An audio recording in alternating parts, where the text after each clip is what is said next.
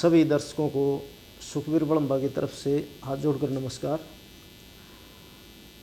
प्रिय श्रोताओं, कुछ दिन पहले हम मलिक साहब के पास आए थे और इन्होंने हमें बहुत अच्छा प्रेम दिया और काफ़ी देर विचार विमर्श हुआ। तो उस विचार विमर्श के अंदर एक नई बात निकल के आई, जो इन्होंने कश्मीर में जो कार्य किया, उस कार्य के लिए हम आज दोबारा आए हैं। उस कार्य को डिटेल में आप तक पहुंचाने के लिए। वो मेरे कानों तक तो पहुंच गया था, लेकिन मैं चाहता हूं ये आम लोगों तक पहुंचे। इसलिए आप लोगों के लिए मैं यहाँ आज ये इंटरव्यू करने के लिए आया हूँ। आज मलिक साहब से ये जानकारी लेंगे कि 370 और 35A क्यों हटाया और किस लिए हटाया और कैसे हटाया। मलिक साहब नमस्कार जी। नमस्कार जी। ये दोनों धाराएं, हालांकि संविधान में तो लिखा है कि ये अस्थायी हैं, हाँ जी, लेकिन कश्मीरी लोग इनके आधार पे अपने को हिंदुस्तान से अलग मानते थे। हाँ जी, वो मानते थे कि ये धाराएं हैं तो हम अलग हैं। हाँ जी, और कभी भी उनका हिंदुस्तान के साथ जोड़ नहीं हो पाता था। हाँ जी, तो ये इसलिए हटानी पड़ी ताकि कश्मीर और हिंदुस्तान एक हो जाए और एक दिखाई देने लगे और वो महसूस करने लगे कि हम एक हैं। ठीक बात है। उनके जो नेता थे उनको इस बात पे बड़ा घमंड था कि अगर इनको कोई छुएगा, बोलते थे, हाँ, फारूक अब्दुल्ला बोले कि मोदी सारी जिंदगी 10-100 जन्म ले ले तो नहीं हटा सकता। महबूबा ने कहा कि जो इसे हटाएगा खून की नदियां बह जाएंगी। तो उनको ये था कि पूरी जनता खड़ी हो जाएगी कश्मीर की, हाँ, और जब ये हटेंगी तो बहुत बड़े पैमाने पे खून खच्चर होगा। हाँ जी, तो दिल्ली के लोग भी डरते थे इनको हटाते हुए, लेकिन प्रधानमंत्री और अमित शाह साहब ने हिम्मत करके दिल्ली के स्तर पे इसको हटाया। मेरी जिम्मेवारी थी कि मैं वहाँ इसको लागू होने दूं और कोई खून खच्चर, किसी तरह का असंतोष न होने दूं। उस पे मैं लगभग 6 महीने से लोगों के बीच में काम कर रहा था। एक तो मैंने लोगों का विश्वास जीत रखा था कि मैं तुम्हारा हूँ। दूसरे, मैंने लोगों के बीच में इनको एक्सपोज कर रखा था कि ये कुछ नहीं है, तुम्हें लड़ाते हैं, तुम्हारे बच्चे मरते हैं, इनके बच्चे विदेश में पढ़ते हैं, और ये जो हैं सारा पैसा जो दिल्ली से आता है ये खा जाते हैं। तो नेताओं के प्रति उनके मन में वितृष्णा हो गई थी और कोई श्रद्धा नहीं थी। तो जब ये हटाया जा रहा था तो मेरे चीफ सेक्रेटरी ने कहा, साहब यहाँ तो 1000 आदमी मारना पड़ेगा। मैं कहा क्यों? चूँकि वहाँ परंपरा थी। फारूक अब्दुल्ला के लोकसभा के चुनाव के एक दिन में 10 आदमी मरते थे। बुरहान वानी जब मरा है तो उसके रिएक्शन में 120 लोग मरे। आदत हो गई थी, लोग थानों पे चढ़ाते थे, हथियार छीन लेते थे। तो जिस दिन 370 हट रहा था, उस शाम को मुझे चीफ सेक्रेटरी ने कहा कि तो बहुत लोग मारने पड़ेंगे। मैं कोई नहीं मारना पड़े। कि आप क्यों कह रहे हो? मैं कहा मैंने इनको ये समझा रखा है कि 250 लड़के लेके दुनिया की तीसरे नंबर की फौज से लड़ के कुछ हासिल नहीं होगा। जो होगा मोहब्बत से और बातचीत से होगा, इसलिए यहाँ कुछ नहीं होगा, आप करो। तो जब हमने ये किया तो वही हुआ। अगले दिन कुछ भी नहीं था। मैं सब जगह घूमा, अस्पतालों में गया, दवाइयाँ ये वो सब व्यवस्था की। सब जगह मैंने कहा कि देखो ये नंबर है, अगर किसी के मरीज़ को दिल्ली जाना तो ये हवाई जहाज़ खड़ा, इससे जाएगा। वो उसके क्या नाम, ईद के दिन थे, मैंने हर गरीब घर में राशन भिजवा दिया, तिपहिए पर रखवा के फ्री। इनको जानवर कटता है, बकरे मंगवाए कई लाख बिना पैसे के दिए। तो इनको ये हुआ कि सरकार हमारी है, और किसी ने चू नहीं करी, कोई बाहर नहीं आया। क्योंकि नेताओं से भी आजिज़ थे, इनके लिए कोई नहीं मरना चाहता था। आराम से सब हो गया और आज तक यूं का यूं ही है। बिल्कुल ठीक। आप जब पहले गए तो आपने शुरुआती दौर में मतलब सबसे पहले क्या किया? मैंने सबसे पहले, मुझे प्रधानमंत्री से जब बात हुई थी, जब मैं जा रहा था, मैं क्या करना, कहने कुछ नहीं करना, लोगों में जाना है, आउटरीच लोगों तक पहुंचना और उनका विश्वास जीतना। हाँ। मैंने जाते ही राजभवन के दरवाजे खोल दिए। हाँ। कोई भी किसी भी वक्त बिना अपॉइंटमेंट आके मिल सकता है। अपना नंबर दे दिया कि ये मेरा नंबर है, जो भी फ़ोन करेगा मैं खुद उठाऊंगा। ऐसे बहुत से मौके हुए कि जिसमें सिर्फ फ़ोन और व्हाट्सएप की शिकायत पे मैंने एक्शन किया।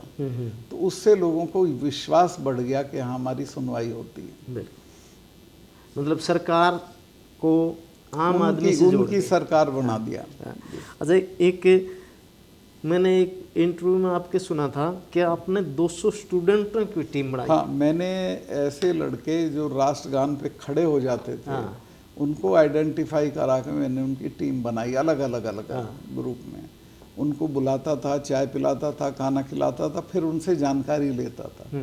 तो उनसे मुझे सारे नेताओं का भ्रष्टाचार, कश्मीर में क्या हो रहा है वो, कश्मीर के लोग क्या सोचते हैं वो, कश्मीर की प्रॉब्लम क्या है वो, सारी बात मुझे मालूम हो जाती थी। जो मुझे इंटेलिजेंस एजेंसी से नहीं मालूम होता था वो उन बच्चों से मालूम हो जाता था। अच्छा, एक जो पंचायती चुनाव आपने ही करवाए वहाँ बंद हो चुके थे। पंचायती चुनाव प्रधानमंत्री जी ने लाल किले से घोषित कर दिए। अच्छा, अब घोषित तो कर दिए पर कराने तो हमको थे। हाँ। महबूबा के घर में प्रोटोकॉल तोड़ के गया, फिर भी नहीं मानी, उसने कहा बायकाट करूंगी। उमर के घर गया, उसने भी कहा कि नहीं हम बायकाट करेंगे। हुर्रियत ने कहा हम बायकाट करेंगे। इन लड़कों ने कहा कि जो पर्चा दाखिल करेगा उसको गोली मार देंगे। हमने सबकी सुरक्षा की व्यवस्था की। वो जहाँ वोट पड़ते थे, वोटिंग स्टेशन को जला देते थे, उनकी सुरक्षा की व्यवस्था की। और बहुत पीसफुली 40,000 पंच सरपंच चुने गए, एक चिड़िया की कैजुअलिटी नहीं हुई। और सीधे उनके अकाउंट में दिल्ली से 1 लाख 1.5 लाख रुपया पहुंच गया। अच्छा, गांव में काम होने लगे, गांव को लगा वे तो हमारे फायदे का काम हुआ, अपनी सरकार लगने लगी। जी जी, बहुत बढ़िया जी। अच्छा, फिर जो विधानसभा भंग की उसकी जरूरत वो इसलिए हुई कि 2 ग्रुप थे। एक ग्रुप था जो बीजेपी से मिला हुआ था। हाँ। और एक ग्रुप था जो महबूबा, फारूक, गुलाम नबी, इनका ग्रुप था। इनके पास मेजॉरिटी थी पर अक्ल नहीं थी। हाँ। तो इन्होंने सरकार कोई टेलीफोन से नहीं बनती, सरकार बनती आप पहले मीटिंग करोगे, प्रस्ताव पास करोगे, दस्तखत करोगे, लिस्ट दोगे जाके गवर्नर को, वो बुलाएगा तब आपकी ओथ होगी। वो कोई काम इन्होंने नहीं किया।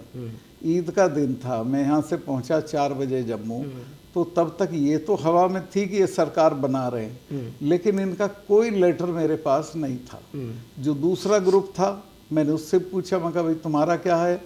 तो बोला, वो तो बड़े घमंड में था एक लड़का, उसने कहा कि उसके प्रधानमंत्री से अच्छे रिश्ते थे।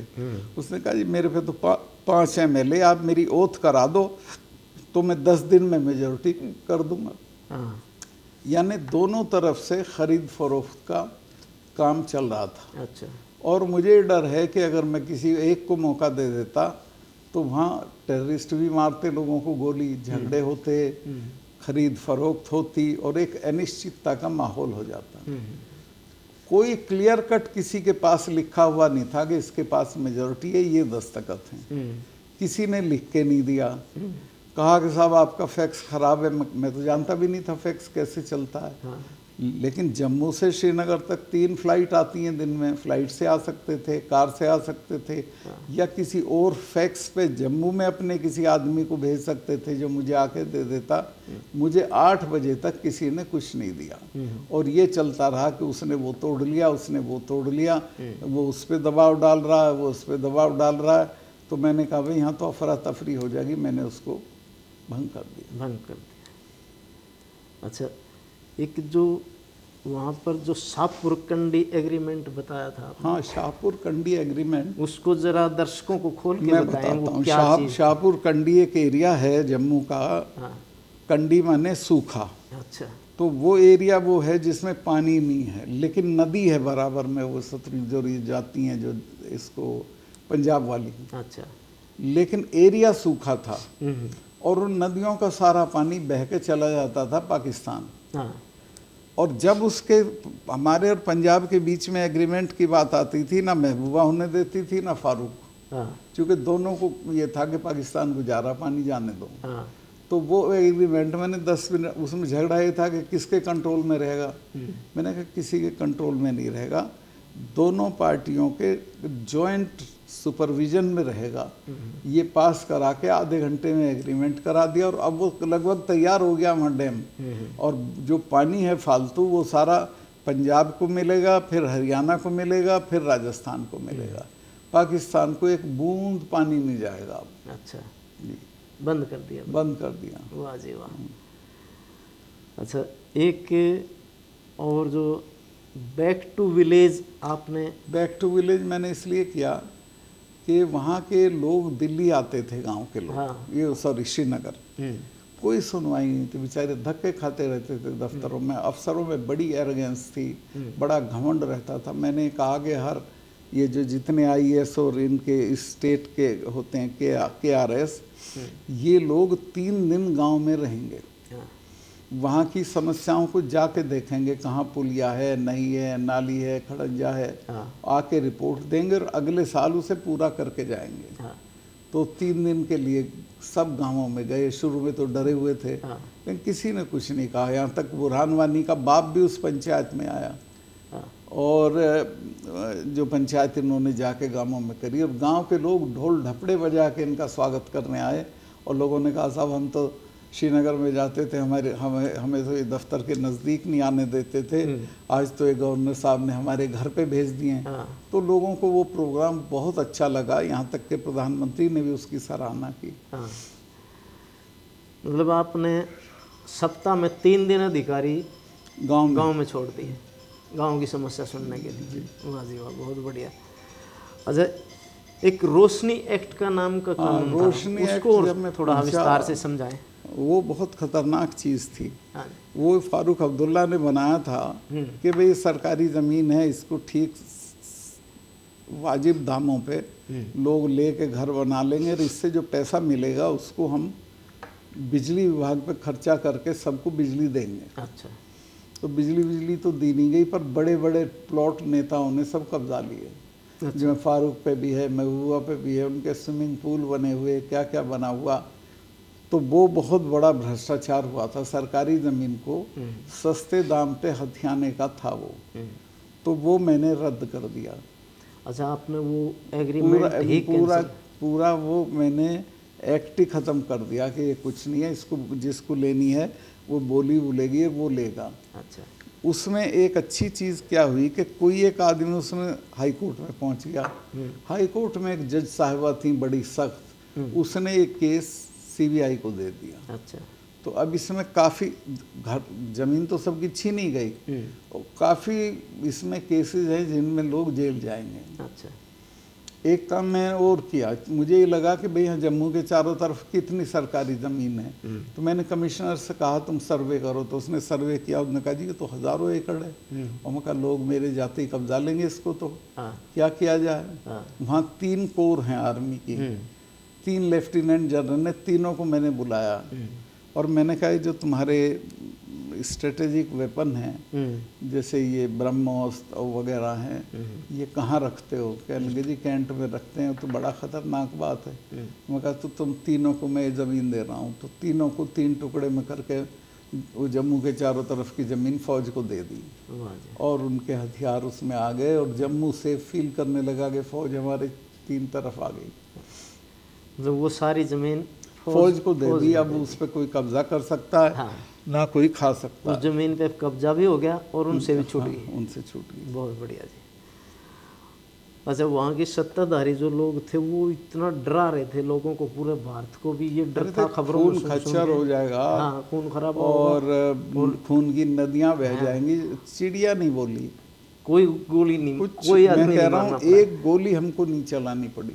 वाह जी वाह, बहुत बढ़िया। अच्छा, और कुछ इसके ऊपर आप अपनी तरफ उसमें यही है कि अगर वहाँ अभी भी अगर डेवलपमेंट हो जाए, हाँ, लोग चाहते हमारी सुनवाई हो। मैंने ये कह दिया था जो हमारे एडवाइज़र थे, हफ्ते में 1 दिन पूरा दिन लोगों की सुनवाई करोगे। डीएम को हफ्ते में एक दिन पूरा दिन सुनवाई करनी पड़ती थी। सुनवाई हो, लोगों की समस्याएं हल हों, डेवलपमेंट हो।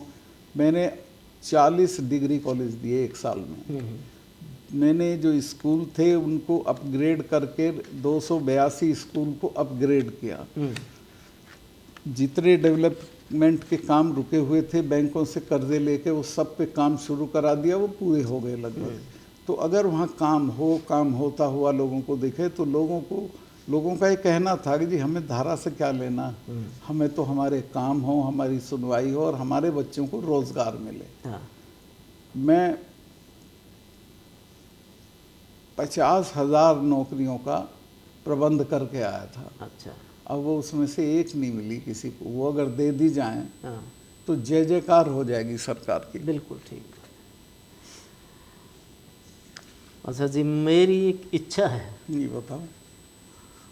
मैं राइटर हूँ हाँ और सिंगर भी हूँ। जी। मैं आपके इस कार्य के ऊपर एक गीत लिखना चाहता हूँ। मुझे तो बहुत अच्छा लगेगा आप लिखोगे तो, चूँकि मैंने आपके गीत सुन रखे हैं, आप बहुत अच्छा गाते भी हो। हाँ। अच्छा, मेरी एक और पर्सनल इच्छा है जी। कि मैं आपके नाम के साथ जाट शब्द को यूज करना चाहता हूँ। वो करना ही पड़ेगा आपको, जब मैं हूँ तो क्या दिक्कत आप है? जाट तो हो। हाँ।